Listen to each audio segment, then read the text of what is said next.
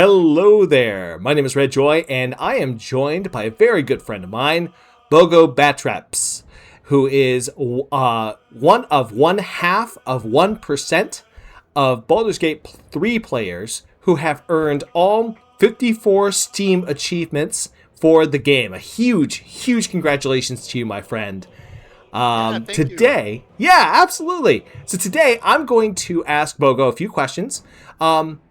Not just as a true master of the gate, but as a gamer and as a game master and as a tabletop game designer and as an amazing storyteller that I've had the great chance of sharing the stories at his table. Um, so we're going to do our best to avoid possible spoilers, but I'm just going to put a blanket spoiler warning on the bit. If they go into really deep detail, I'll try to put a little edit in there to say, hey, there's going to be a big spoiler ahead. Skip to this part. But I don't even know if we're going to get that deep into it because there's so much that players can go with that Well, I mean I think will that's be true. I mean, okay. considering the game came out in 2023, you, Yeah, you'd have that's to true. you'd have to almost try not to have had everything spoiled for you at this point. But yeah. So obviously, when I achieved that final number 54 of 54 achievements, I got really excited. I immediately thought of you, right? The Red Joy channel, because I'm like, Yes, who can I share this achievement with who will actually appreciate it? And and I I figured, do. That's man, amazing.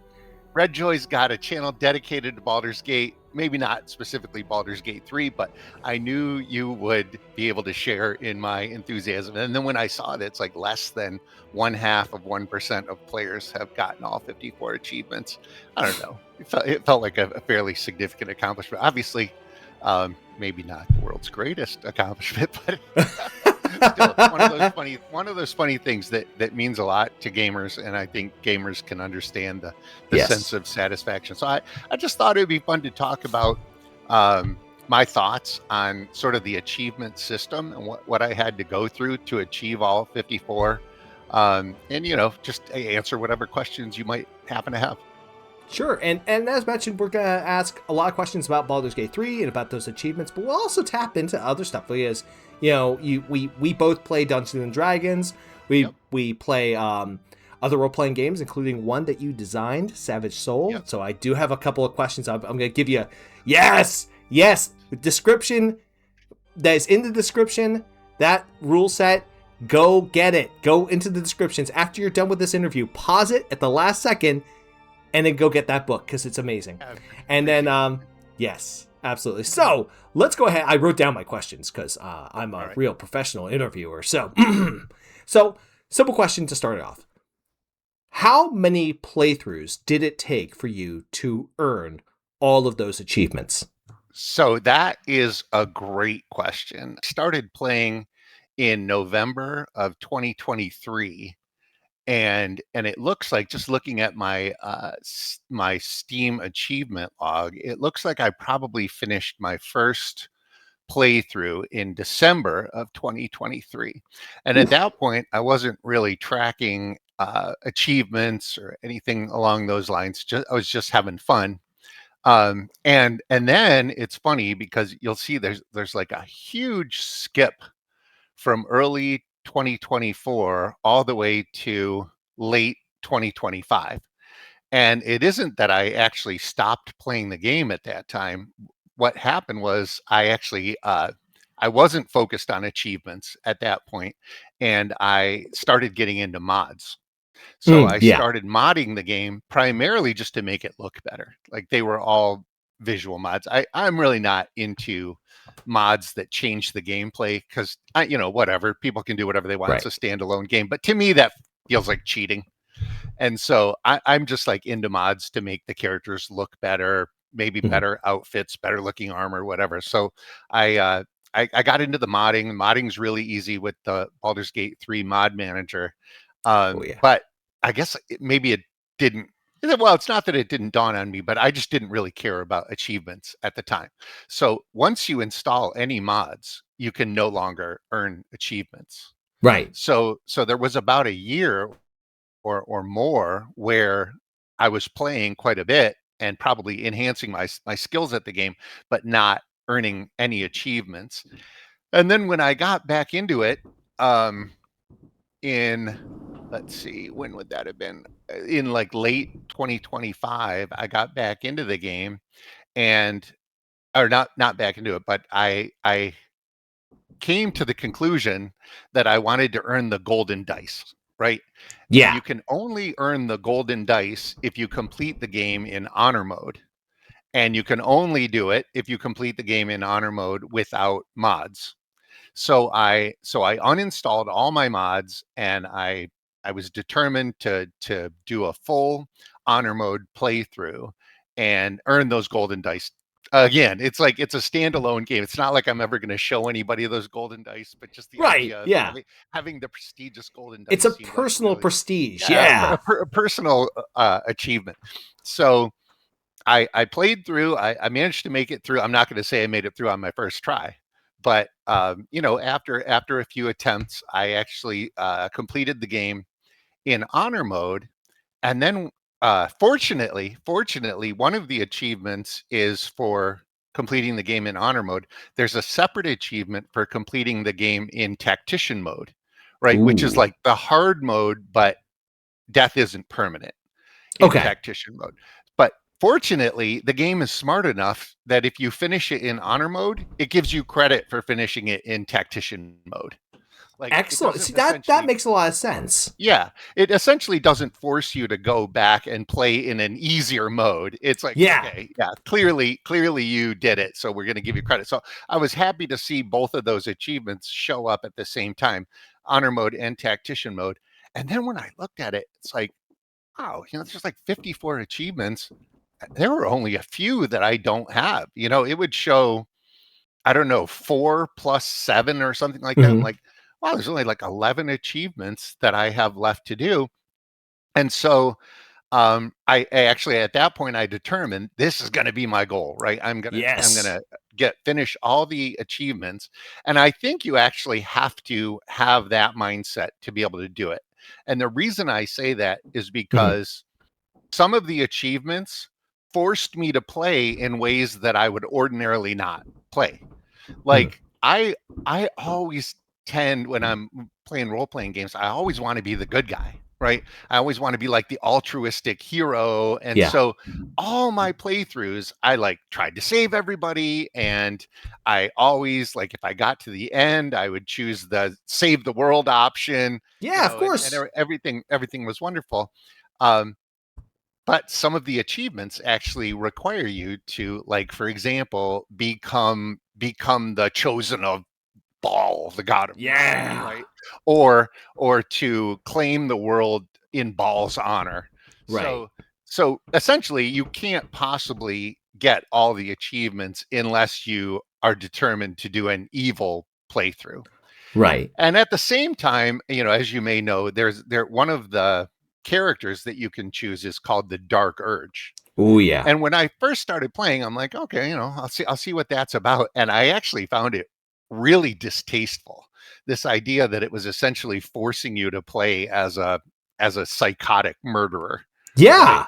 And so I never liked it. I never even got very far in the Dark Urge. Like, every time it started talking about how your urge makes you want to do something horrible here, I'm like, yeah, I'm not sure I'm down with this, right? But looking at the achievements and realizing that I was going to have to do an evil playthrough, that necessarily lended itself to playing a Dark Urge playthrough Sure. at the same time, right? Because if, like, I'm going to have to be this evil assassin of Baal, I might as well be a Dark Urge as well. And without many spoilers, those two things are intertwined, right? Like, Absolutely. the whole dark urge and ballist assassin, and all, they all have like a link within the story. And I will say, the Dark Urge storyline is freaking great. It's probably the best storyline in the game. It's way better. I mean, um sort of narratively, it's Mhm. better than the generic good guy playthrough, although it Right. does have some very distasteful elements. But even then, it was kind of funny because I wanted to see what would happen if I played the Dark Urge, but actually tried to be as good as possible, right? Right. Like resist the dark urges as much as possible. And for the most part, the game let me do it. Nice. You know, you can continue along the dark urge path, but then there are moments at which if you don't go with your dark urge, it Mhm. is going to cost you the achievement that you're trying to go for, right? Like Right. if you're too resistant, then you can't become the chosen of Baal. You can't become a dark assassin, an unholy assassin of Baal. You Right. know, yeah, to some extent, I had to go with the flow and kind of follow the dark urge path. But it was interesting the extent to which I think, um, and big credit to Larian in Mhm. writing that dark urge storyline because um, the fact that you can be chosen by the god of murder, you can be the chosen one of the god of murder, but still have your own free will and actually choose a defiant path where you're like, I don't care that I'm the chosen of the god of murder. I'm going to be good. And it's really neat that you could actually do that. And you could do a whole playthrough as the chosen of Baal and not well, it might force you to do a couple of evil things like in cutscenes or whatever, where you have no Right. choice, but you could actually just be defiant the whole way through. And I'm sure Baal would not be happy. But as it turns out, in order to meet my achievements, I wound up essentially having to follow Paul's path, Oh to yeah. become the Slayer and become the unholy assassin of Baal, and ultimately claim the world for Baal. So that got me really close. That I think by the time I finished that run, I only had 3 achievements left to do, and looking at them, they were all achievements that you almost had to you had to play the game in a very specific way to get those achievements. Like Right. one of them was there is yet another dark ending where instead of claiming the world for Baal, you you claim the world for yourself, Right. right? Yes. Yet another option I probably would never have chosen. But it's like, okay, well, clearly I now need to do another run through. Oh, and by the way, I did all these run throughs in honor mode because once you start playing in honor mode, it's freaking addictive, right? Like Really. you can't go back to tactician or balanced mode because honor mode is just so much more interesting. The enemies are much more challenging. The enemies actually have like special abilities that will pop up near the end of the battle and surprise you, and Oof. it's just so much cooler in general. So Nice. basically I did all of those final set of achievements. I did them all in honor mode, but one of them, for example, you have to dedicate your whole playthrough to it. It's an achievement called hot date. Hmm. And what it is you have to go on a date with Karlach. And Yeah. I don't know if you're familiar, but Yeah. for I guess people who aren't familiar, Karlach is this big tiefling barbarian who used to be a soldier in the Hells. And uh, never liked Karlach. I know that's gonna make people hate me in the comments, but I never liked Karlach because she really annoyed me with her pseudo military jargon, which just felt really phony. You know, Ah, her okay. like infusing these like sort of dumb military terms and military responses, and when really there's nothing that's much military about her character. And so it just felt No. very forced and kind of annoying to me. So I just always found Karlach annoying. In fact, in my evil playthroughs, I invariably just killed her when I could and Interesting. chopped off Okay. her chopped off her head and gave it to Give the will. Mazora. Oh, Yeah, gave Missouri. it to Right. Yeah. Mazora so that Mazora would be happy with Will and Will could stay human. So not something I'm necessarily proud of, but I just didn't like Karlach. And to romance Karlach, or rather I should say to go on the hot date with Karlach, you have to properly romance her through all 3 acts.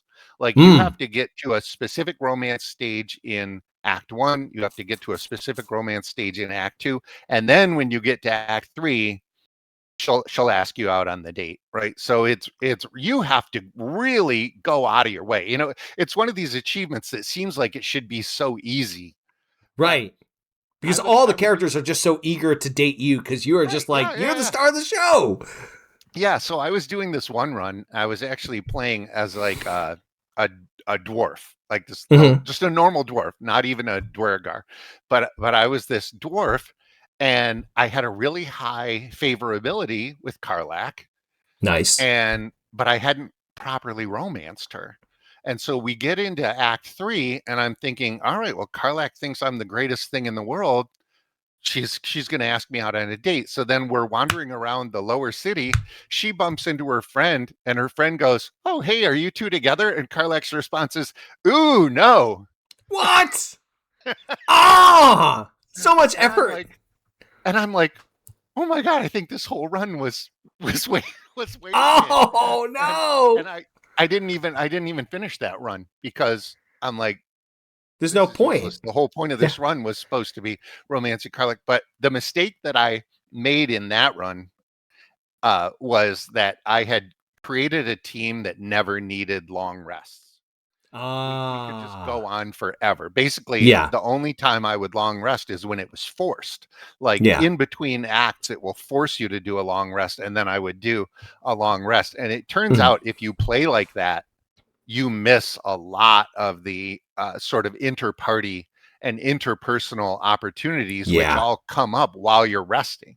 So the opportunities to romance Karlach, they all just sort of passed me by because I Right. hadn't I hadn't been resting enough.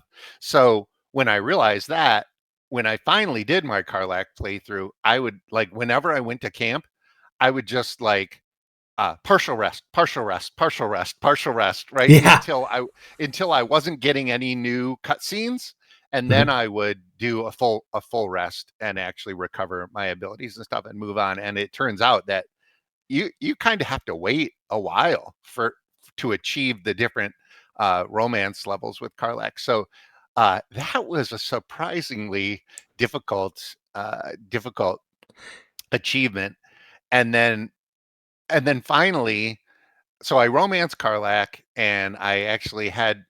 Oh, I'm not going to do that spoiler, but I made efforts. I made efforts to make sure Karlach wasn't going to die, and then I get to the final stage of the game, Yeah. and it presents me with the option. It's like, oh, okay. Do you want to save the world and live happily ever after with Karlach? Or do you want to claim the world for yourself and achieve your final achievement? I'm like, okay, What do you yeah. think I'm gonna do? And in fact, it specifically says, like, the option specifically is betray Karlach and claim control of the world. And I'm Which is like, just such a stab in the heart, right? It's like, yeah. oh, And I think that's no spoilers, but that's literally what you do to her. So right. Yeah. Yeah. so so that was fun. And then the other one that I found, one of those final three that I found particularly challenging, is called pest control. Uh-huh. And what pest control is you have to kill in the what's called the blighted village. In the Mm. blighted village, you have to kill the spider queen before she hatches any of her eggs. Oh And my. as you know, she's a phase spider, right? So Yeah. she can teleport and then take actions. So and what I noticed is the very first thing she'll do, as soon as she engages in combat, is she'll teleport to some of her eggs and hatch them, Yes. right? So within the first combat round, she's hatching eggs. Yeah. So I'm like, well, how do you do this? And maybe I was just a little bit slow, but the key, it dawned on me, the key is you have to destroy her eggs Yes. before you ever enter combat, right? Yeah. Yeah. That And to me and makes the most sense. yeah, and so by the time you enter combat, it's not even an option for her. And so no matter how long it takes you to kill her, she's not going to have popped any of her eggs, and you wind up getting Right. pest control. But that, I have to say, is way easier said than done. Mhm. There's essentially one batch of eggs that's really easy to sneak up on and destroy. There's another batch of eggs that's somewhat easier, that is somewhat more difficult but still manageable. And then there's a batch of eggs that is just really, really, really difficult. So Yeah. what I decided was that I needed to one shot both of those difficult batches. So I positioned one character. First of all, I stealth killed all the easy eggs. Yeah, And then of I course. positioned one character Before the near combat even starts. right before the combat even started in stealth mode. I positioned one of my characters near one of the difficult batches. I positioned another character near another difficult batch, and then Mhm. simultaneously they threw bombs into the middle of the egg clutches, and Oh yeah. obviously that destroyed the eggs. And so it's like, okay, yeah, that's freaking awesome. And then, sure enough, that instantly engaged the battle, but there were no eggs left. And so I was able to defeat the Spider Queen. And bing, you see that pest control achievement Nice. pop up, and you're like, yes, because Finally. that was one that just felt, I don't know. Obviously, other people are going to find maybe other challenges difficult, and that one really easy. But I found that one very, very challenging, like to a point where I really had to mentally suss it out in order to make it work. But yeah, ultimately, and it's funny. I don't know if I sent you a screenshot of my achievements, but the You very did. You last sent me a my, screenshot of the last achievement that you got. yeah. So the very last achievement that I got was it's called like absolute power corrupts, right? So very a funny way to go out, right? You go out with the dark ending, absolute Yeah. power corrupts. It's like, so I started off my Baldur's Gate career as a good guy, and then by the time I got to 2026, I'm completely corrupt and a I mean, leave horrible, it to Larian. absolutely horrible person, and of course the world winds up having to pay the price. Yeah, So, well, but leave it to Larian to turn us all into, dark, murderous monsters. So, but one final comment on that yeah, though is chasing achievements. I actually found made the game much more fun for me because it nice. did force me to play in ways that I wouldn't ordinarily play, and it forced me to try out things that I wouldn't ordinarily try out, a lot of which actually opened up story elements that I hadn't seen before. Mhm. So like the Dark Urge is a good example. Like I may Yeah. never have pursued the Dark Urge if it weren't for chasing that thing. I wouldn't ever have tried to romance Karlach. And I got to say, like, just everything I said about Karlach early on, by the time I actually finished the romance with Karlach, I'm like, I see why everybody loves her. She's a great character, and Mhm. the relationship with her actually uh, evolves in such an interesting way. I think Nice. probably more interesting than most of the others, where they just kind of decide they're in love with you, and there you go. With Karlach, you've got this interesting sort of barrier between you where she may be in love with you, but she can't touch you without burning you to a crisp, right? So you've Right. got this almost courtly kind of love by necessity because you can't touch each other. And I don't know, I found the whole Karlach relationship thing um really satisfying in the end, and I would never even have pursued it had I not been chasing achievements. So Excellent. that's pretty much my analysis of what it was like to chase all 54 achievements in Baldur's Gate. But I gotta say, it felt pretty good. Nice. Nice. And, Now, I and what a assume great with game! the yeah. Now, I assume with the achievements, you talked about the hardest ones, the ones that were most painful to complete. Did you find that there were any conflicts between two or three of the different achievements? Because I see that, like, when you're playing the game on honor mode, right? You can't reload to an earlier spot, so you can't save scum and like say, okay, I'm gonna go down one path and then reload to go down another path. I notice in some games they let you do that, but with honor mode they don't let you do that. What were some of those conflicts that you ran No, I into? Yeah, and a lot of that was my fault, right? Because I decided to play it in honor mode, which as you said makes it so that you can't just save scum. Like Right. you can't essentially you could get to the upper city, so you're just about to face the elder brain, and you could just keep rebooting from that point, and you could get the good ending, the evil ending, and I don't know, maybe presumably even the ballast ending all in one playthrough. But when Mhm. you're in honor mode, you can't do that. And that's why, I mean, I guess that's why it took me 2,000 hours to complete this, because it, but to the same extent, I think again, honor mode is worth it, and it does sort of provide this sense of satisfaction that you're playing. I mean, like you mentioned tabletop role playing. You know, Mhm. generally in tabletop role playing, you can't just reset because you made a mistake, Right. and you aren't necessarily going to be raised if you suffer a total party kill. So, you know, as much as I love tabletop role playing, I've actually been hoping for, I guess maybe they're called roguelike games, Mhm. but I really like that sort of challenge in a game where death is meaningful and all of your decisions Yes. are meaningful. But again, it did make it difficult. And as you noted, and as I explained before, some of the achievements are mutually exclusive, right? Like Yes. you can't simultaneously achieve the good ending and the bad ending. You can't simultaneously, I mean, I'm trying to remember if there were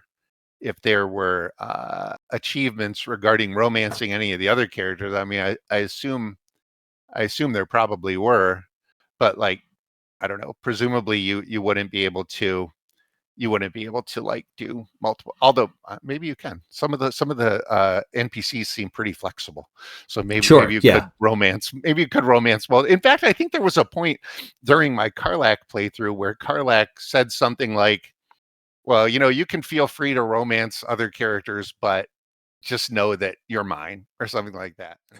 And She would say. and I feel like that's something she would say. I know, but fortunately, Larian gave me the option of saying, I don't want anybody else, you know. I like that. I'm a one woman man, you know. Yeah. And Exactly.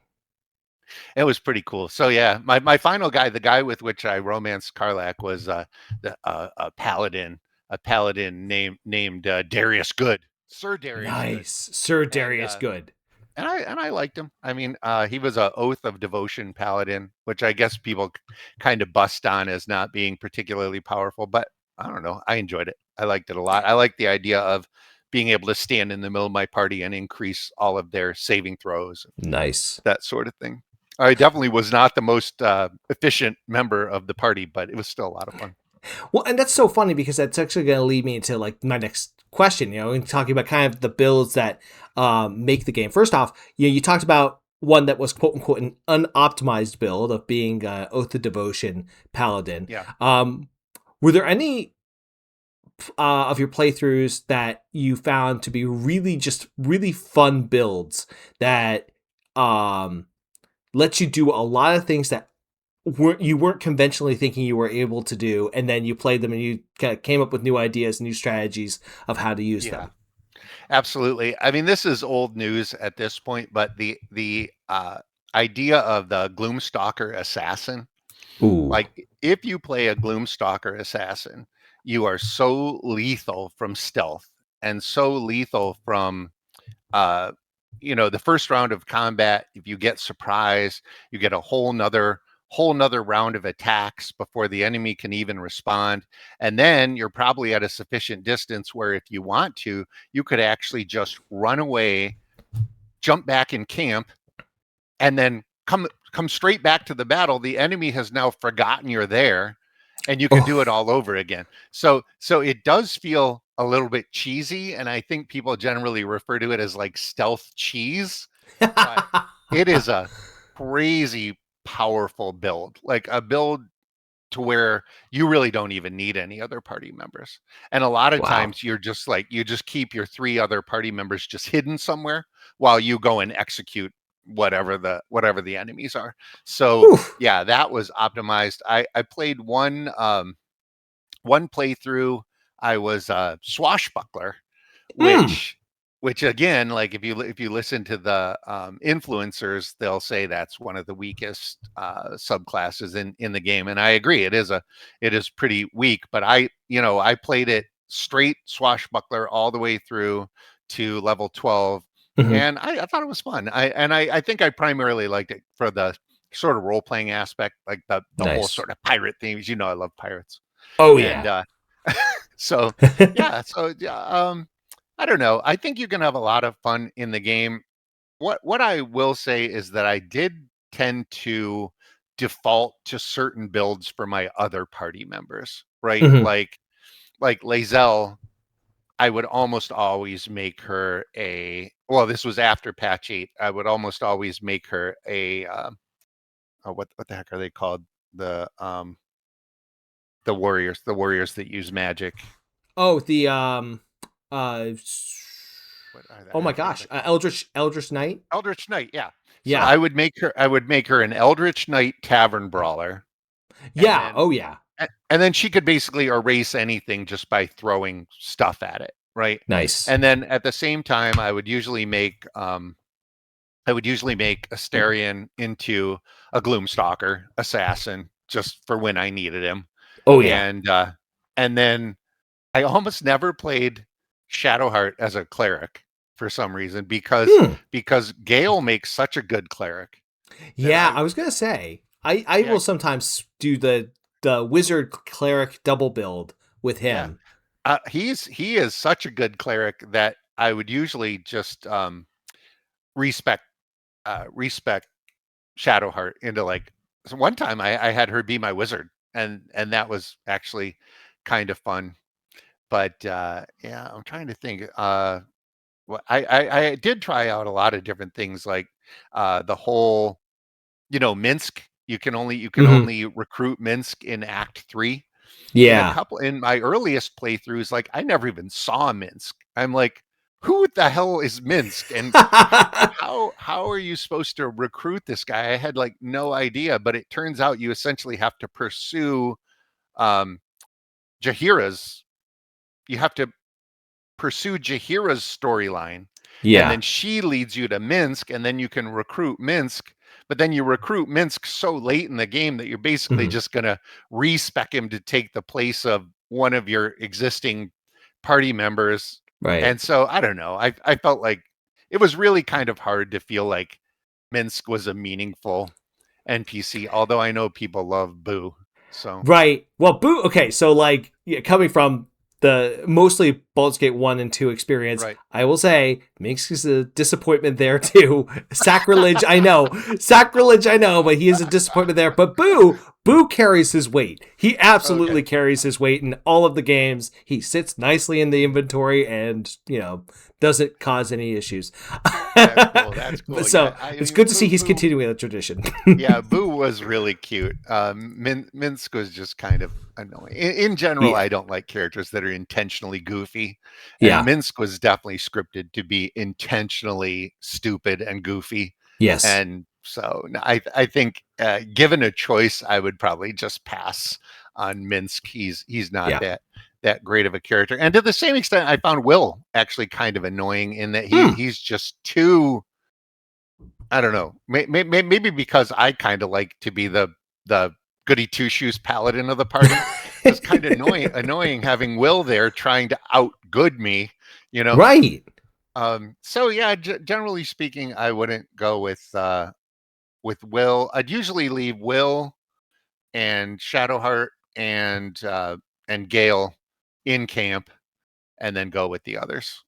What's so funny is that was actually a question I was going to ask. I was going to ask if there were any companions that you would constantly find yourself leaving behind, um, uh, Yeah. Well, unless they you were have to. absolutely essential. So the notion of a camp caster Hmm. is, I think, really again, probably going to get comments that this is cheese as well, but the notion of having a camp caster, especially in honor mode, is really helpful, Hmm. because if you have Gale as your camp caster, and he casts what's it called, warding bond, he Hmm. casts warding bond on you, then whatever damage you're going to take, half of it will go to Gale. And Right. Gale, because of the magical orb inside of him, he automatically heals. So none of the other this is probably old news to any Baldur's Gate 3 Sure. fans, Yeah. but none of your other camp casters have that ability. Like, very often you come back to camp after a big battle, and either your warding bond camp caster is dead or near death, or is like making death saves, and you have to run over and try to save them.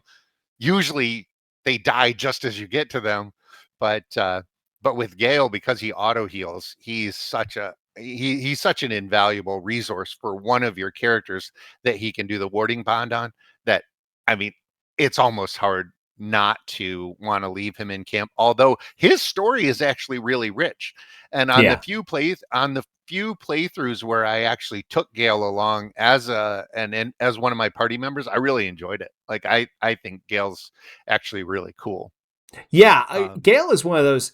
He's part of this kind of like recent traditions of like well written male wizards, right? I yep. also think of when I think of him, I think of also like I don't know if you've ever played Dragon Age Inquisition, but I think of Dorian. Dorian is this guy who is comes from a mageocracy, right, where they're all mages at high levels, and he's got his own a beef and trauma that comes along with it, but he's a very well written character Yeah, that sounds good. from that. Yeah. See, I completely agree with you about Gale. Like he's interesting. He's like charming and interesting. And it's funny because Elminster is just sort of like the stereotypical cliche pointy hat wearing wizard, right? Yeah.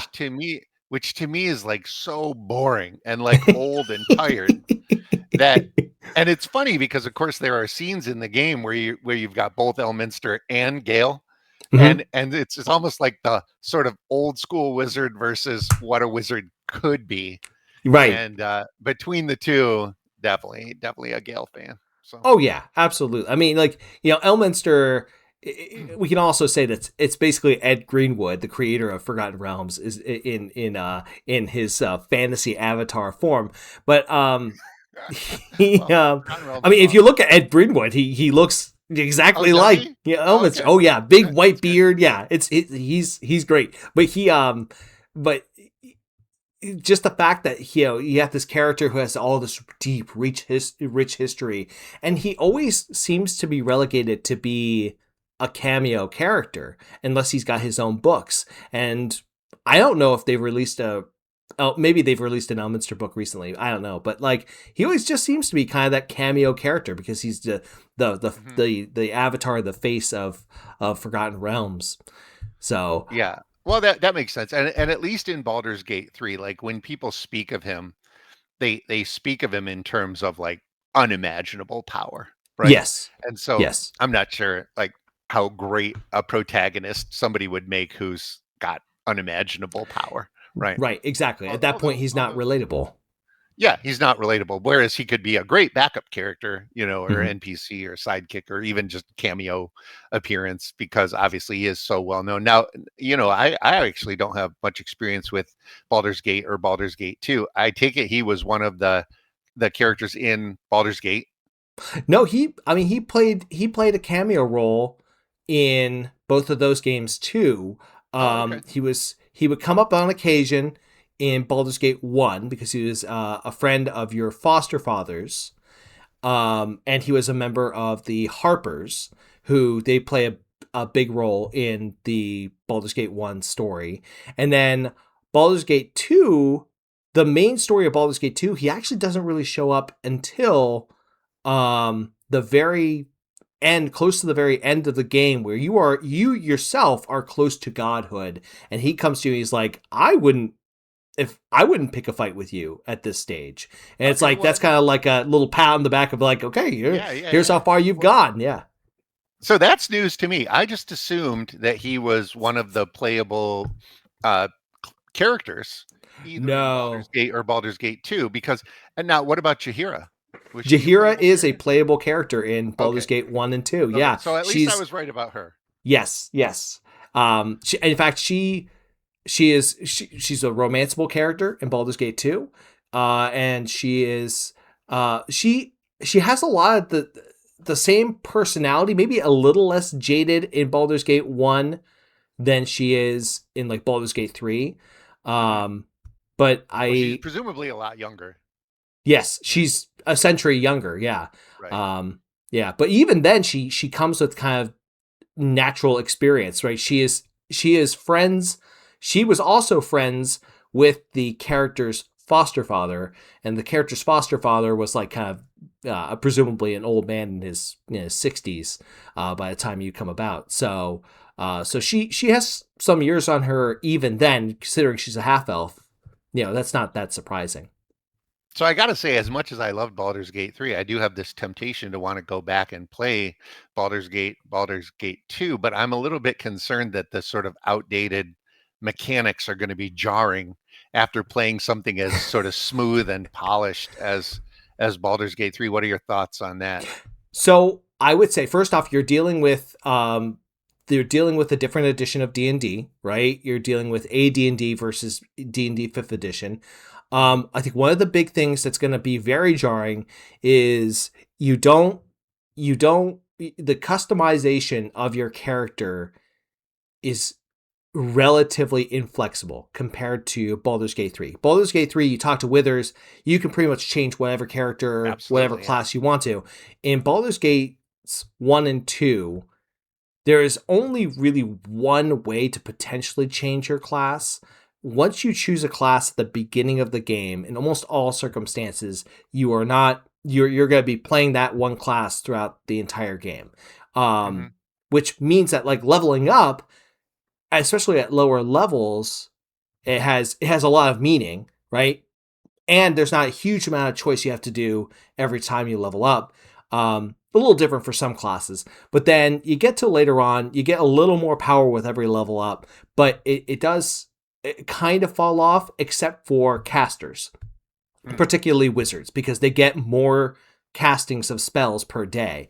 So Yeah. you can end up, because you end up you end the game Throne of Ball, you end the game between around level 30ish, depending on what class you are. And that's another thing too, by the way, is that the classes all level up at different rates. Like thieves Oh, level up that's super quick, whereas yeah. wizards, yeah. I remember that from AD&D, right? That each class had its own experience table. So Yeah. like I seem to remember like what they used to call thieves, which are now rogues, right? Yeah.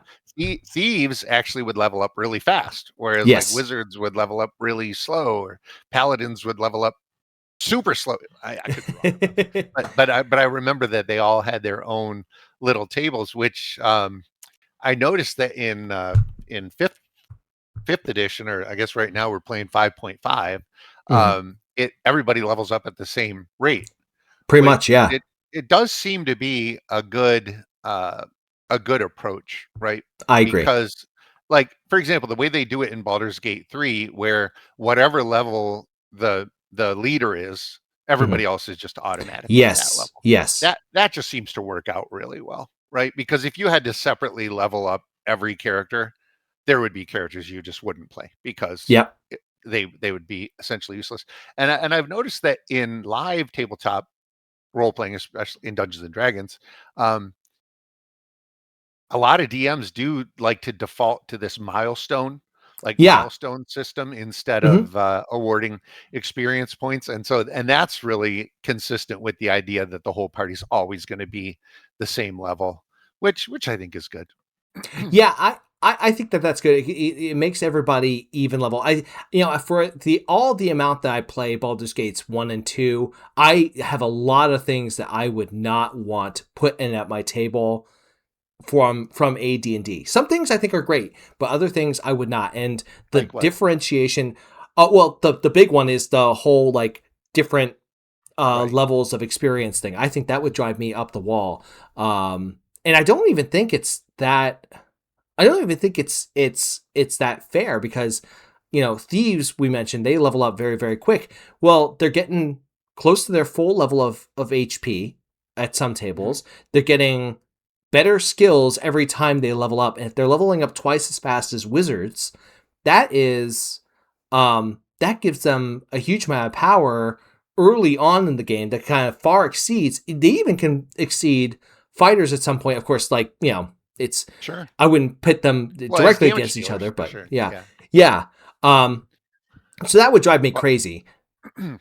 Yeah. yeah, So I hear you. But in any event, I mean, would you recommend going back and trying Baldur's Gate yeah, I 2? would. I would. I would say. I would say give it more than one try because there are going to be characters. Baldur's Gate 1 will have characters who will annoy the crap out of you. I think you and I know the one that you and I have talked about, who constantly The one who's quotes, like, "I am become death, "Yeah, destroyer of worlds." yeah," Yeah, it's a and little over the top there. A little over the top. and I get your annoyance with him too, and the fact that he's kind of breaking the fourth wall. And it's like, I get that you're insane, but you're also kind of wrecking my vibe, right? Yeah. Um, Well, but Baldur's Gate, It breaks immersion, right? To yeah, quote something from the real world. Actually, that was true in Baldur's Gate 3 also. Like Gale routinely quotes Shakespeare. And it's like, hmm, I don't think Shakespeare lived in Faerun, you no, know? he did not. Yeah. So it's immersion breaking. They need to avoid that kind of stuff. Yeah, yeah. I'm inclined because it's also like they can say like, from the words of the poet, and they have like this really kind of interesting phrase, and that to me is like internal world building. I think that's kind of, I agree with you there. For Baldur's Gate 2, I would say the other thing. The nice thing about Baldur's Gate 2 is they have fewer of those characters that will drive you up the wall, although there Hmm. are a few. Um, and I can chat with you like, afterwards about which characters I think you should, Okay. which characters I think are Sounds great, good. which characters will make you want to put your head through a wall. Uh-huh. um, um, but no, I think it's definitely worth it. I think if you play Baldur's Gate 3 and you're interested in like a different way to play D&D, one that is more isometric, one where Hmm. the combat actually goes quite a bit faster because it's not turn based, it's real time with pause, then then I would say, yeah, give Baldur's Gate 2 or give Baldur's Gate 1 a shot. All Baldur's right. Gate 1 is low level because you're starting at level 1 and you go up to about like level 7, 8. And then All right. Baldur's That Gate sounds cool. 2, yeah. I'll ask you a bunch more questions offline because I Absolutely. don't want to Absolutely. monopolize. I don't want to monopolize the interview with my questions about Baldur's Gate and Baldur's Gate 2. Although I know that's the focus of your channel, right? Those games. Yeah, it's probably the biggest game that I play. I also recently have been playing Neverwinter Nights, which What do uses, you think of that? What do you think of that? so it's D&D 3.5. I'm almost positive it's 3.5, and it's interesting in the fact that like it adds in the whole dynamic of like these particular skills and then feats, and there's a lot of customization that you can put into your character. Like you can have two characters that are level 5 fighters, but they put their feats and skills into completely different things, and they play very differently. So if you're sitting at a table and you have two guys that decide they really want to be fighters, you can have one fighter who's very good at diplomacy and has feats that are actually very social skills, right? But they Right. can still fight. And then you can have another fighter who is just the straight up, I'm Hmm. taking the front. I'm going to be heavily armored, or, use this type of weapon and be Sure. really good. So I think the customization that edition of D&D Right. So is, you're talking about yeah. like 3.5 tabletop, I'm talking about not 3.5 tabletop, and I would say that Neverwinter Nights does a good job, at least from my experience, of letting you build the character you want to build. hmm Yeah. so the few times that I played that game, and I played it after I gave Baldur's Gate a try early on, before that crazy wizard drove me to quit. Um, I did try Neverwinter Nights, and I found that the I didn't like the inventory system. Like the inventory Oh system yes. felt really messy and Yeah. cumbersome, and also the fact that you could only have one follower Yes. also really felt. I mean, I guess there's no reason that I should have not liked that, but for some reason I didn't like it. It felt very Mhm. limiting. I I'm actually very inclined to agree with you. I think those are exactly the two things that do make me annoyed, because like if you're playing with a full party, you want to have at least 3, maybe 4 companions. Anywhere between like 4 to 6 I think is a good like party group to bring into a dungeon, because then you have Hmm. all of your bases covered and you have a backup person to handle certain situations in case you need it, right? Whereas Yeah. if you go in with two people, that's really rough. Like you're missing out on some stuff, and Yep. hopefully you're able to cover your bases. Yeah, I guess so. Yeah, it definitely didn't float my boat. Like Yeah. as much as I would consider going back and giving Baldur's Gate a fair shake, I don't think I would ever want to play Neverwinter Nights. Like my whole Okay. experience with that was really unpleasant. Well, you should definitely check out. You feel free to check out like my videos. They come out on Mondays. To see if you like if Yeah. you like the feel of it. If you know live through nostalgia. But I absolutely get it. I mean, yeah, those are exactly the two complaints I have with Neverwinter Nights. But I will say I'm enjoying my playthrough. I'm doing at the time of recording. I'm being a cleric, which is usually a class that I'm not a big fan of. I always Hmm. find that they're always implemented very poorly. They're always implemented as heal bots, and Hmm. basically I've turned them into a melee self buffing tank. And Nice. you could do something very similar in fifth edition or Baldur's Gate 3 in basically Yeah, creating like a war cleric. And I think that's a absolutely right. great way to play a cleric. I think that is fantastic. And Hmm. I've determined that if I ever do a cleric at a tabletop, like I'm gonna tell them, guys, I'm not being your heal bot. You're on your own for healing. Yeah, I actually I did that too recently. I was visiting some friends in another state and they invited me to join a D&D game and I played a Nice. cleric and my cleric didn't even have any healing spells Right. because Yeah. I didn't want to be the heal bot. But, you know, I was still useful because I had like aid and bless and what did they call it? Warding flare, you Yeah. know, all these like cool abilities that could really be a force multiplier but without having to be the freaking heal bot. But of course, um, later editions of D&D, I think, got away from the necessity of having to have a cleric by introducing the rest system, Yeah. right? Where you actually can heal up quite a bit just by resting.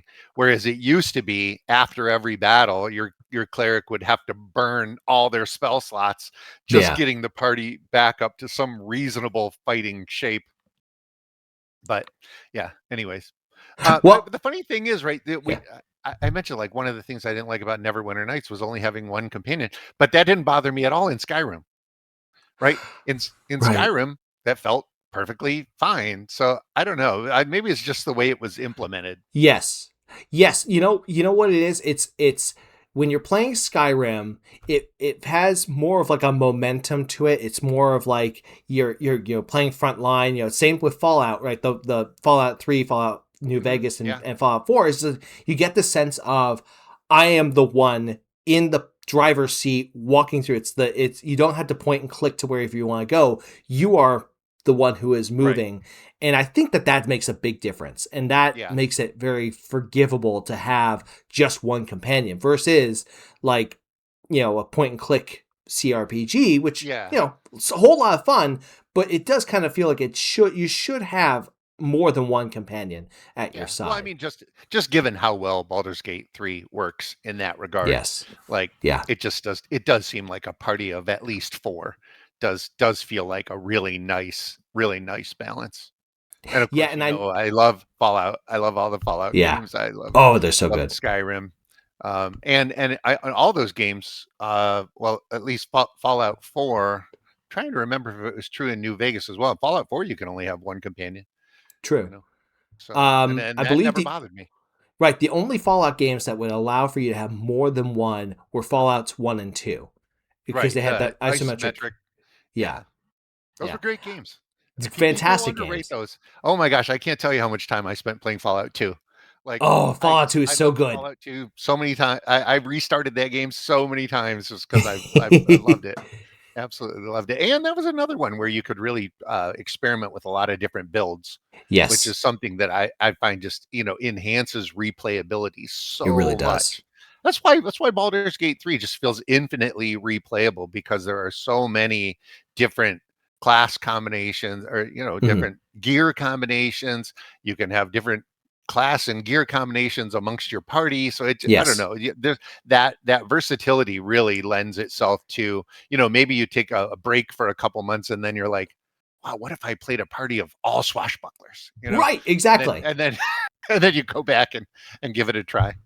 Yeah. Now, I will But say, to kind of uh I don't want to say contradict what I said earlier about Baldur's Gates 1 and 2, but you do have a little bit of flexibility to say, okay, well, I'm going to play as a fighter that uses these. So the class and weapon combinations do work in Baldur's Gates 1 and 2. I think you do get a little bit more flexibility with Baldur's Gate 3 and with other games because there are optimized builds for Baldur's Gates 1 and 2. But even then, there is still quite a room for, taking this party of companions, and because there's that's one thing that I would say is very different about Baldur's Gates 1 and 2 and Baldur's Gate 3. Baldur's Gate 3 has, total of what, 7, 8 companions that you could take with you. That sounds right. 8 sounds right. Yeah. Whereas Baldur's Gate 1, there's, I think, a total of close to 30 different companions you could take. And Baldur's Gate 2, it's something like 25. 30? Different. Yeah. But you're confined to a maximum party of 6. And there are clear characters they're very, very powerful, and they have really good kind of builds and actually have pretty cool stories to them.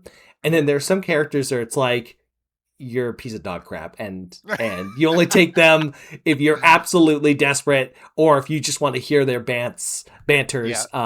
Yeah. So is it like Baldur's Gate 3 in that the ones you're not using are sitting in your camp, or do you basically just not recruit them or you dismiss them? you either don't recruit them or you dismiss them, and some of them will kind of stay put, or some of them will go to a specific area, and you can actually tell them, especially in Baldur's Gate 2, you can tell them to go to a specific area.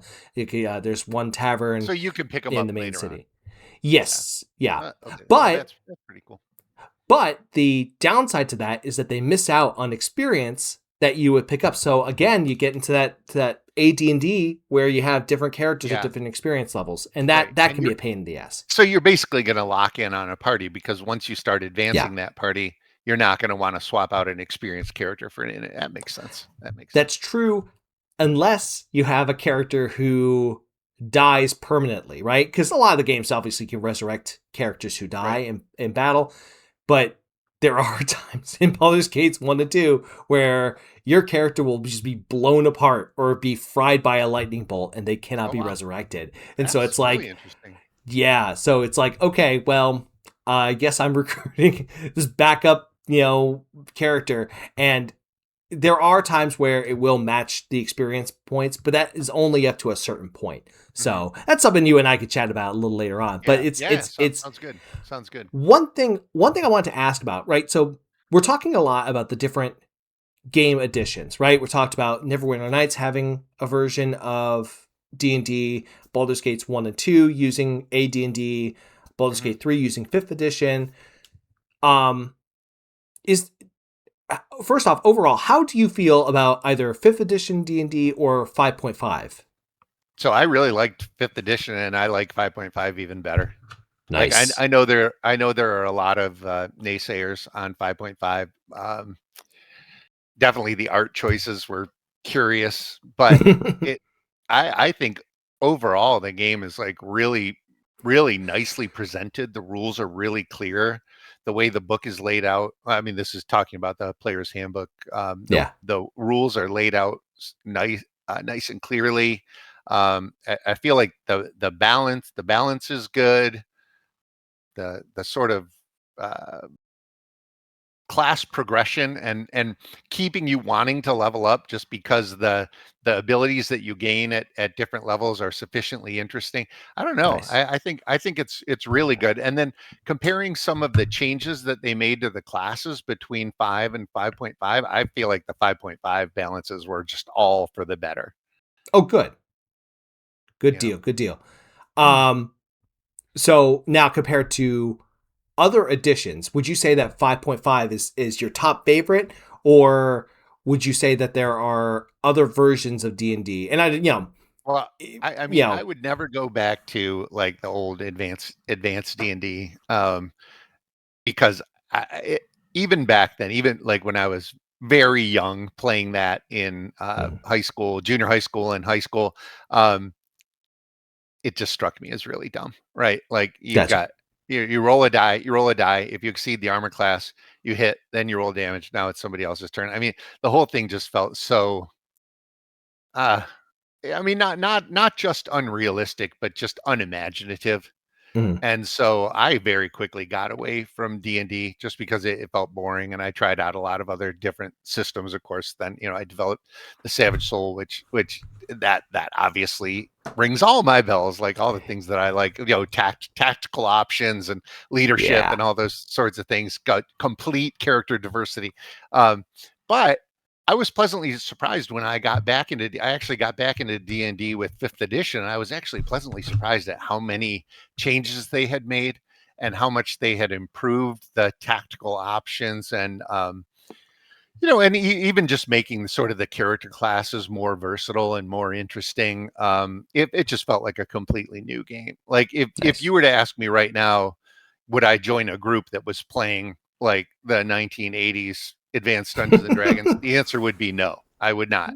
But would I Right. join a 5 or a 5.5 group? Absolutely. I mean, it's a whole in my assessment, it's a whole different game with just basically the same sort of core D20 mechanics, but it presented in just such a more interesting and compelling way. So Awesome. yeah, I really like it. I would say so. Yeah, easy enough because I skipped the whole sort of 3.5 Pathfinder era.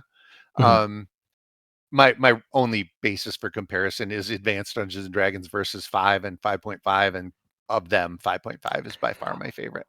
Boy, I'll tell you, you missed the dark days of 4th edition. Yeah, that was Oh yeah. okay. It's not horrible.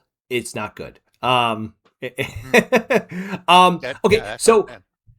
I I want you to give me for Savage Soul, right? You are Yeah. the creator of Savage Soul Yep, rule set. that's Again, I absolutely put right. the link That's put the link book again. of This the is the book in 2026 the edition. yes. Give us a pitch on what makes the system so amazing. Okay, I think the thing that makes the Savage Soul so different is just that it's so different, right? It's not a D20 system. It's not there aren't any hit points, there's no initiative, there's no character classes, no levels, and yet you've got complete flexibility.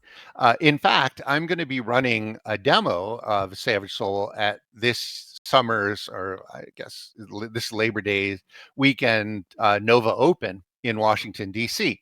And what I decided to do to really show off the flexibility of the system is I'm going to run a scenario based on Mortal Kombat, because these are all Nice. characters that people are familiar with, right? They're going to come in with a already sort of a context for these characters, and they know what they're supposed to do, and they'll be able to see that within Savage Soul you can actually design Sub-Zero and Scorpion and Kitana and any one of these characters and actually build them the way they're supposed to be, right? Like Nice. if I want to play Sub-Zero, like I'm a huge Mortal Kombat fan and I want to play Sub-Zero in D&D, I'm basically just going to have to be a sorcerer or a wizard and pretend that I don't have magic missile and all these other Right. Yeah. non-ice spells. It's like in Savage Soul, you can actually design Sub-Zero so that like all he has is ice blast, bind, and slippery ice, right? Those Mhm. are his only abilities, but he's also an awesome martial artist, right? And an acrobat. So I feel like that's going to be a really good way to show it up. And of course, the Mortal Kombat characters, like every one of their sort of powers and special abilities has become so iconic that seeing how those, I mean, and the same is true, I think, of superheroes, Oh right? yeah. Like this, like the Savage Soul is a really good system for running superhero campaigns because you can essentially design a version of your favorite superhero really easily. Yeah. Um, and depending on the power level that your GM sets for the game, you might actually be able to design your favorite superhero, right? Oh yeah. Or if the game is at a lower power level, maybe you design a scaled down version of your favorite superhero. Maybe Spider-Man can climb walls and shoot webs, but he doesn't have super strength or something, Right. right? Just because you couldn't afford it. But if you had enough points, you could actually design Spider-Man. Absolutely. So I'm excited to run that. I actually ordered from Etsy a whole collection of Mortal Kombat miniatures that I'm gonna Oh, like awesome. paint up for the game, and for the demo, I'm gonna like have a whole line of characters. And it's like 3 players, choose the 3 that you want to be. So you could have like Melina with Liu Kang and who else like Sub Zero. Right. Yeah. So, Oh, yeah. and so that should be kind of fun. Obviously, not everybody's going to have experience with Mortal Kombat, but I think it's sufficiently iconic that it'll be a good reference for almost everybody. Absolutely. And I think, we talked about, you talk about Mortal Kombat, you talk about superheroes. I think one of the cool things I've liked about Savage Soul when I've played it is you can do um contemporary world, you can do futuristic world where nobody has enhanced powers and you're Sure. kind of stuck excuse me, you're stuck on like a spaceship or something like that. You could be like fantasy, either high fantasy or low fantasy, where Hmm. either magic is very, very common and it's like D&D, or magic is very uncommon. It's like more like Game of Thrones, right? Right. There's so much you can do, Post-apocalyptic fantasy, right? Where you right? combine fantasy with technology and Oh all that yeah. kind of stuff. Steampunk, it all works. But you mentioned modern day, and a recent game that I ran was actually just a survival horror game that was Ooh. was 3 high school girls at a cabin in the woods, and crazy things happen. And so none of them had superpowers or abilities or weapons or anything, and yet the system really al- al- allowed them to pursue tactical options, even though they weren't combat oriented characters. And ultimately it was a really fun story and they survived, so that's cool. Nice. That's But awesome. yeah, so that's one thing. And then the other thing is no initiative, as you know, and no Right. hit points, which I think the no initiative thing is really good. Since I've gotten back into D&D, I've joined a couple groups, and boy, initiative is just a slog, and it Yeah. just really feels. Um, I don't know what the word is. Like it sort of does not lend itself to team tactics, right? I was Like, just about to say, yeah, that it atomizes the player experience. right. It's like it's my turn. I'm going to go, right? And so Yeah. what am I going to do? And granted, there can be some synergy between character actions, but Savage Soul, as you know, it is essentially based on leadership. And so each force has a leader, and then there'll be a leadership competition at the beginning of each round that's going to decide not only which force is going to activate first, but how many times a particular force can activate before it has to go back. But these are then decisions that all the players can decide amongst themselves. Like I may not be the leader of a group, but I'm in a position. It's like, okay, let me go first. Let me Right. go first, and I'll cast a defense spell on the archer, and then he can aim without worrying about being defenseless. And so and then ultimately it's up to the force's leader to decide, yeah, okay, that sounds like a good idea, I'll nominate you to go first, and then Yeah. I'll nominate him to go second. And of course he can change his mind as the combat round unfolds. And I just feel like it just feels much more dynamic and tactical, and it really encourages the players to work as a team and to Hmm. sort of contribute to the ideas and how they can best work together and how they can best overcome the situations. And then of course, the one thing that I really wanted to get away from, because it always struck me as unrealistic, like game breaking, but immersion breakingly unrealistic, is hit points, right? Like virtually every game, tabletop games and computer games, you've either got hit points or a health bar, right? Hmm. And that's not the way injuries work. And I'm not even going to talk about real life, right? But that's Right. not the way injuries work in action movies, right? In action movies, if somebody gets shot, they are no longer as good as they were before they got shot. Right, Right, you're injured. exactly. You're now like sliding around. In fact, one video game that did that really well back in the day was the original Resident Evil 2, Yes, I was just where about to say, yeah. when you got injured, you'd move slower and you'd walk differently, and I'm like, wow, okay, that is definitely the way combat should be. Yeah. And as you know, in the Savage Soul, even though people have different abilities to resist damage, so somebody might be much harder to damage than another, you're always going to track your injuries by injury conditions. So Mhm. barely injured, injured, seriously injured, critically injured, dead, destroyed, obliterated, etc.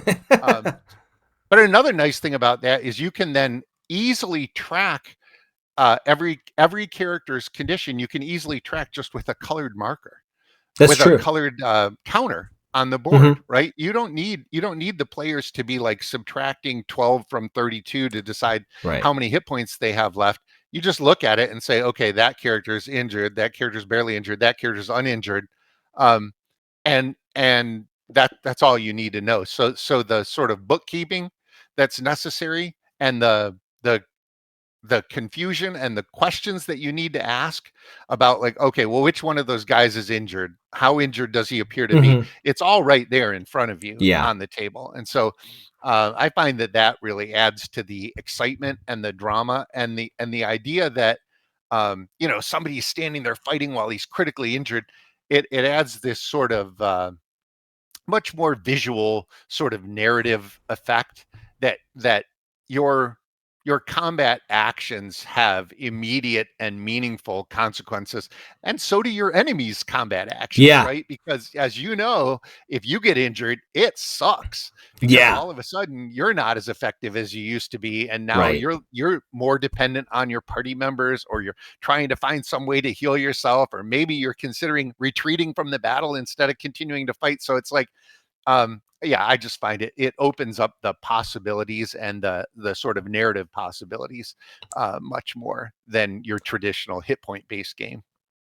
And the other thing too I like about that is it encourages transparency not just between players but also between the GM and players, right? They're not you ever play, a D&D game and you're fighting against some big bad, right?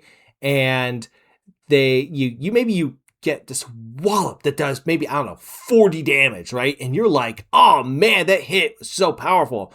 And the DM is like, "All right, it was a good hit. Next player." And it's like Yeah. there's no impact. There's no Yeah. actual crunch to that, right? Yeah. Whereas Does he have if 5 points left or 105?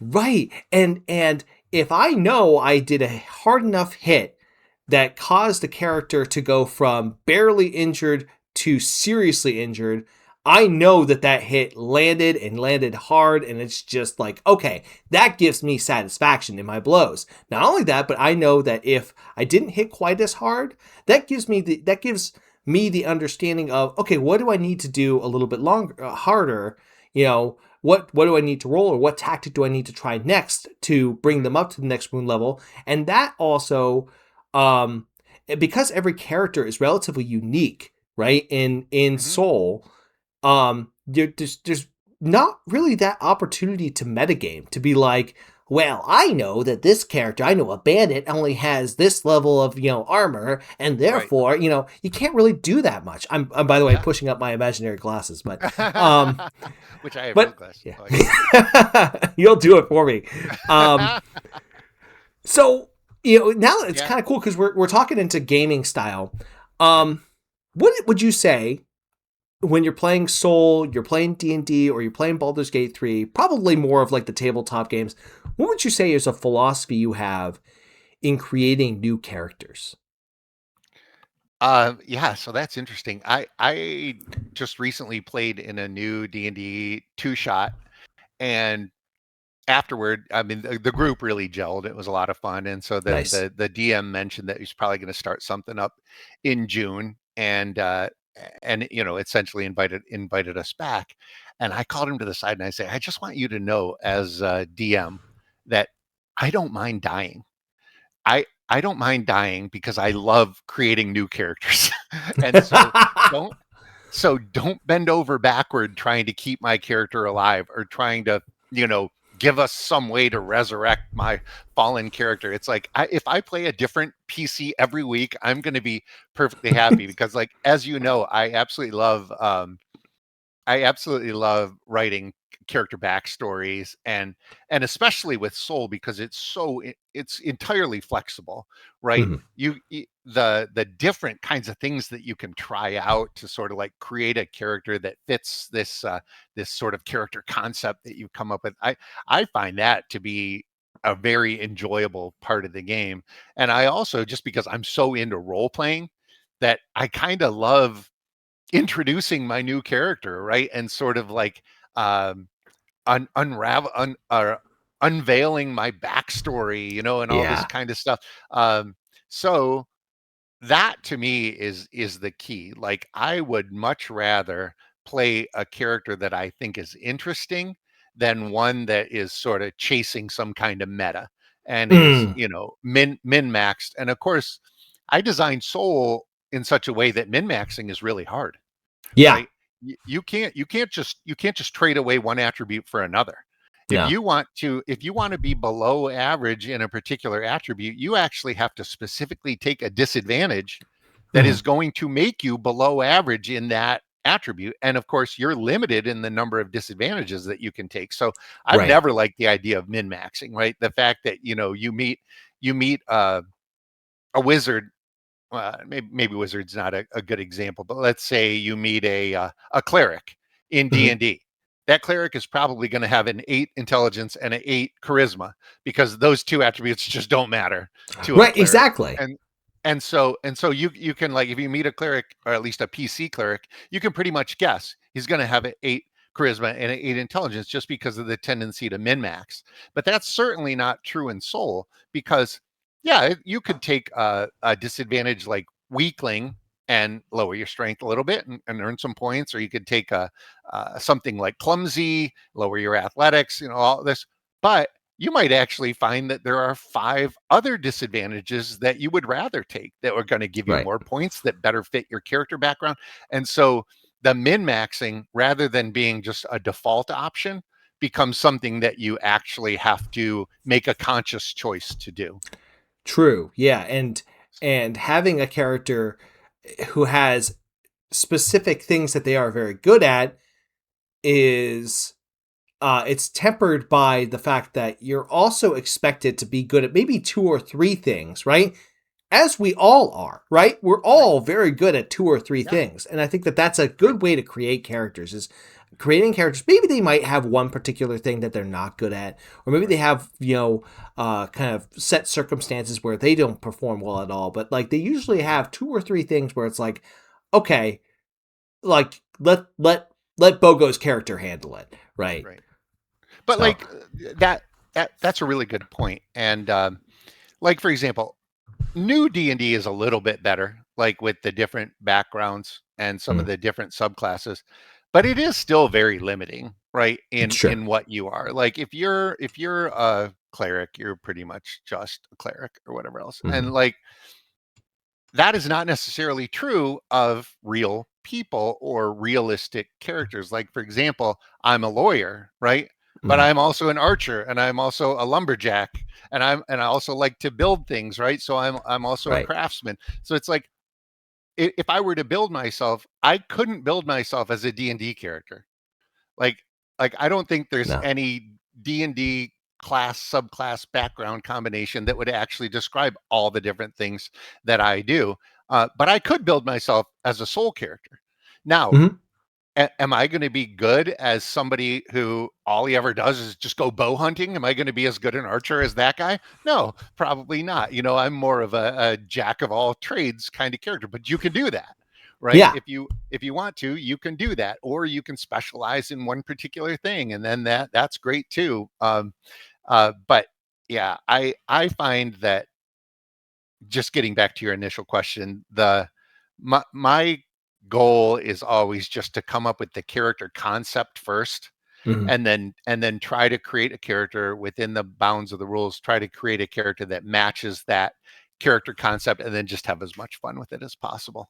Like, I have a relative who shall go unnamed who is all about power gaming and Yes. min-maxing and everything. And it's Yes. just not that much fun, right? No. It's like, why don't you focus more on the content of your character Mm-hmm. rather than your stats and what you Yeah. can do, like how much you can impress us with your combat abilities? It's like, we would rather like your character than be Yes. impressed by your character, It's right? very true. So Yeah. just a Well, thought there. that's man, you must have my notes in front of you because I was gonna ask like what we both played different games with different GMs and different tables.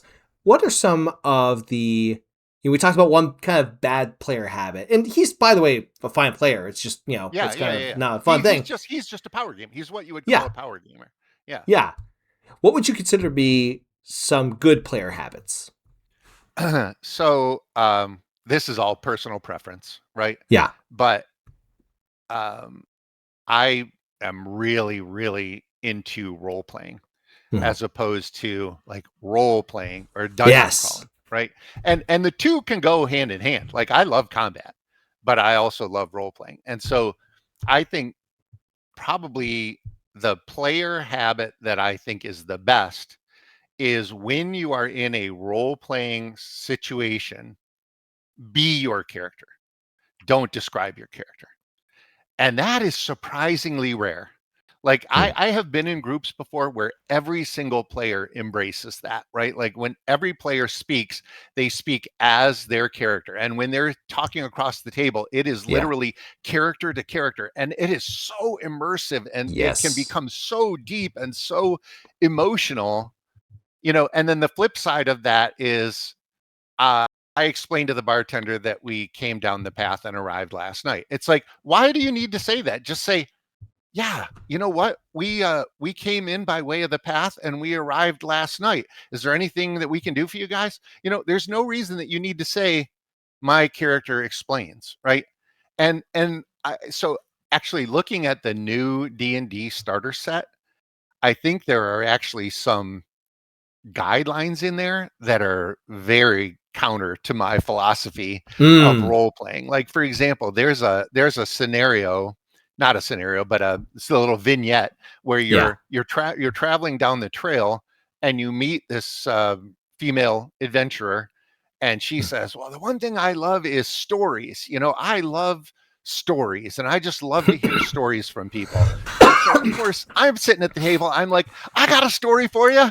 Here's my story." And the DM goes, "Okay, make a performance roll." I'm like, "I want to tell the story. Oh. Like, I want to tell the story." Yeah. And he's like, "Okay, yeah, go ahead and tell the story." So I tell the story, and it's all great. But if you read the way it tells the DM to run that scenario, that's Mm. exactly what it says. She will ask you to tell a story. If the character chooses to tell a true story, make a performance roll. If the character decides to make up a story, make a deception Oh. roll. If the roll is successful, she will say, "Oh, wow, that was an interesting story. Here's a thing for you," right? It's like, I that can't is not the stand way you that. do it, right? Like, that is an opportunity. That is an opportunity for role playing in a role playing game. If Yes. all you're ever going to do is roll dice and decide what your character does, you should be playing a computer game, Yeah. because the ability to actually interact and sort of Yeah. play act with other human beings is what differentiates modern computer role playing games from tabletop games. I And it's couldn't like, agree with you more. Yeah. yeah, why bother? In fact, you're a great GM in that regard. Your NPCs are always so much fun to interact with, and they have so much personality that the idea that I would ever say, "Oh yeah," I tell them we're here looking for adventure. It's like, no way, man. No. I've No actually had way. exactly that situation happen in Pathfinder games that I've played, where a character says exactly that, where they're like, "You need to tell me for me to give you this Pathfinder job. You need to tell me a good story, right?" And Yeah. I tell this story that has everybody at the table because my character's a big dumb barbarian. He's telling this Right. story, getting excited. He's drooling a little bit, right? Yeah. Or that's just me drooling a little bit. And then, and everybody at the table is laughing and enjoying themselves. And then the GM's like, all right, make your roll. And I roll a 2. And it's like, Yeah. well, like, oh, it's like such See, a, and yeah, even under new D&D rules, like if you were to say roll with advantage, right? yeah, There's still that possibility that you're going to roll 2 2s, right? exactly. And I think roles should be reserved for when the outcome is not obvious, when the Yeah, outcome is not predetermined. Like if you tell a story and I'm impressed, right? yeah, Then the NPC you're talking to is also impressed, right? yeah, And I'm not going to need you to, like, maybe I'll have you make a roll just to see at what level maybe you impress them, but it's not going to be a failure if you go through the effort right. of actually role playing. So I guess yeah, for me that's the big one, just the willingness to step outside of what, or to step outside of what might be someone's comfort zone and actually give that a try, like give the play Mhm. acting a try Yeah. and just see how much fun it is, because it is so much fun and it'll actually make you more confident, right? It's Yes. like when you get used to actually interacting with characters in a role playing game, it naturally translates to real life, to where you're like, I can talk my way out of this situation. I've done it a million times at a gaming table, you Oh know? yeah. Yeah.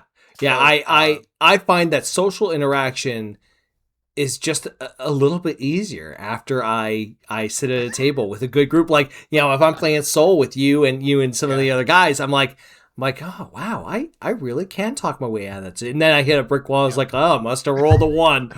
yeah. Okay, Well, so that happens. question with that. What are some other good GM habits, or DM habits that you would recommend Yeah. for So folks who are GMs? I'm stealing this a little bit from various role playing influencers, but the one thing that always struck me is really your primary job and the primary job of everybody at the table is to have fun. Mhm. And so you may have come up with the most interesting mystery, right? But the clue that you think is super obvious is just eluding the PCs. And you've got two options, right? You can just sit there for 2 hours waiting for them to figure out that one clue that they're missing, and now everybody's bored and everybody wants to go home. Or you could just make something exciting happen, or Yeah. you can just have some NPC come in and point them in the right direction, or whatever the case may be. It's like, Right. I think at all times you should be asking, what's the most exciting thing that could be happening right now? What's the most fun thing that could be happening right now? And that's especially true if the game feels like it's starting to bog down, right? You just think, well, it doesn't really matter what I wrote down in my outline. This is starting to get a little bit slow. I can see that people are no longer having as much fun as they should be. I'm going to make something happen, right? Yeah. So somebody comes in and advances the story or engages in some interesting side quest or anything along those lines. I think the key is, for the GM, the key is flexibility in the interest of ensuring everybody is always having a good time. Couldn't agree more. I love that advice. I love that advice. It lets the players um off the hook, and it makes them feel like, okay, even if maybe we're hitting a brick wall, maybe maybe they're just not rolling well, right? Whatever. Um they now feel like they're still helping the story progress Right. along, with just that little kickstart, right? And it Yep. happens more often than one would think. And a good GM can make it Yep. really seamless. And even if you're a player and you kind of can detect it happens, and this is actually a piece of advice I would give, is help your GM along, right? Definitely. Understand they're using those tricks to help everybody have fun, and just roll with it. Just roll with Yep. it.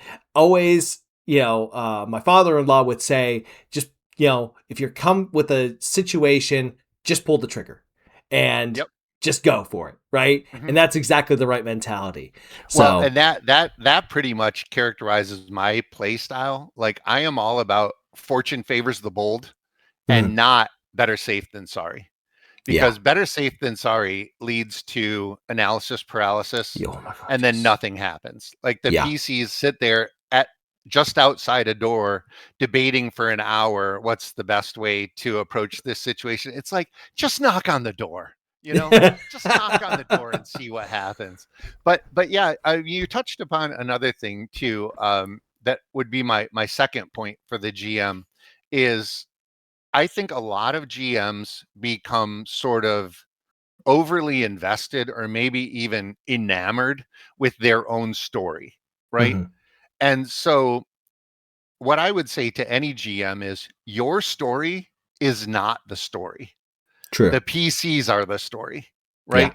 And so, if your story essentially involves the PCs moving from point to point and experiencing your story unfold, that's not good. No. Your PC should be driving the story and be critical components in the story as opposed to like tourists or sightseers. Because I mean, I can't even tell you how many times I've been in games where the GM has come up with what he thought was a brilliant idea for a campaign, you know, like this really interesting force behind the Yeah. scenes and really interesting things that are happening, but it's got nothing to do with us. We're like No. just bumbling through, fighting off random encounters while the story unfolds around us. It's like we have to be the story, right? The Yes. players have to be the story. And I think, and that actually also requires a lot of flexibility because if the players are the story, then the story is not necessarily going to go in the direction that you anticipated.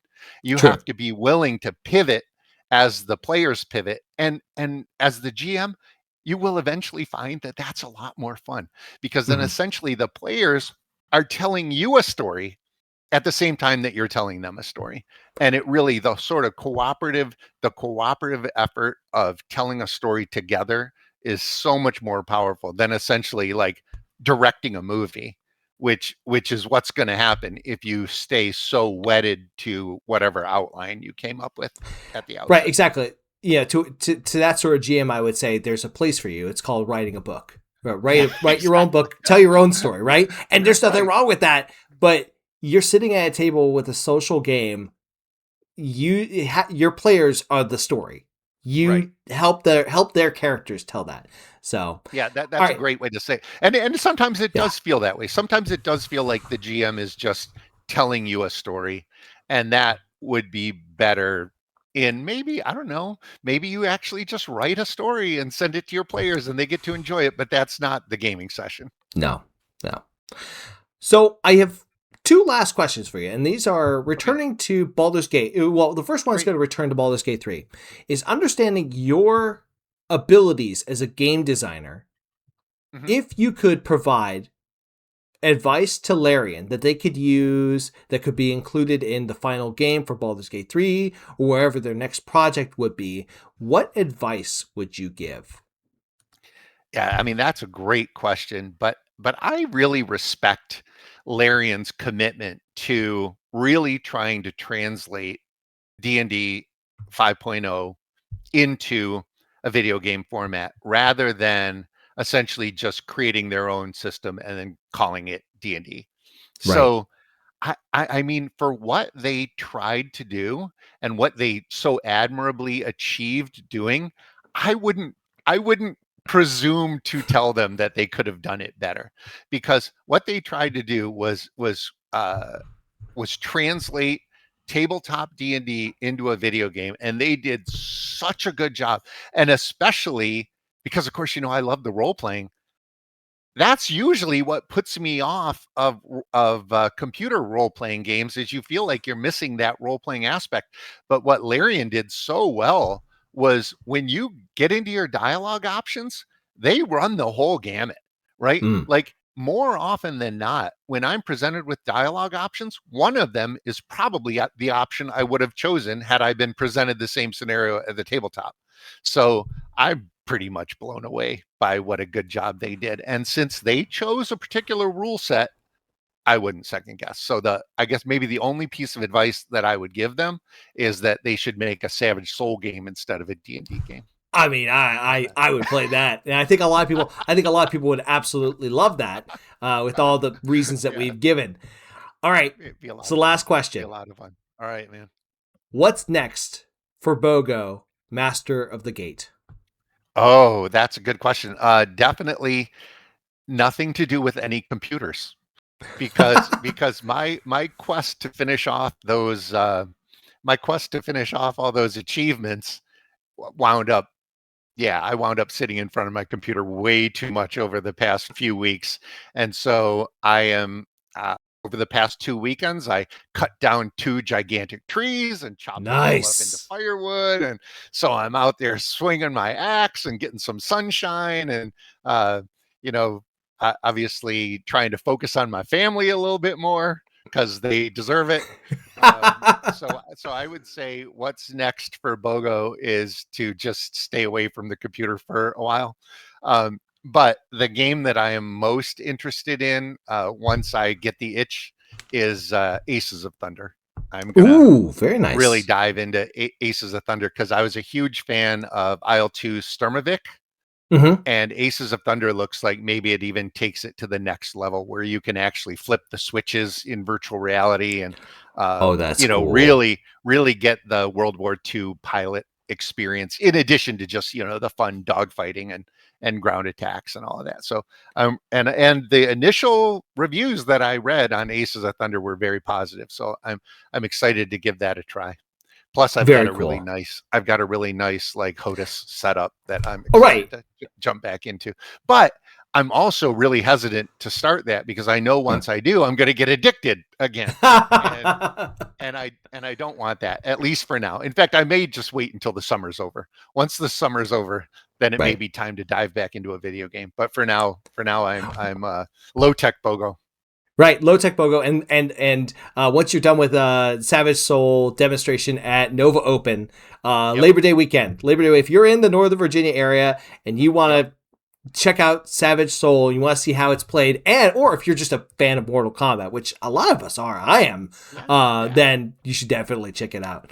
Awesome. So I'm gonna wrap it up here. We're gonna make this. I'm gonna do my best to finagle with the YouTube stuff to make this a Great, collaboration with both Bogo's channel and my channel. great. Bogo, do you have any other places that folks can check out your work or check out anything that you do? Yeah. So my YouTube channel is Bogo Batreps, and if you want to learn more about the Savage Soul, you can go to savagesoul.com, and then the Savage Soul 2026 edition is for sale on Amazon. So if Awesome. you type, but probably the best way to find it on Amazon is actually go to savagesoul.com and follow one of the links. Sure, But and we'll thank you put the very much. link.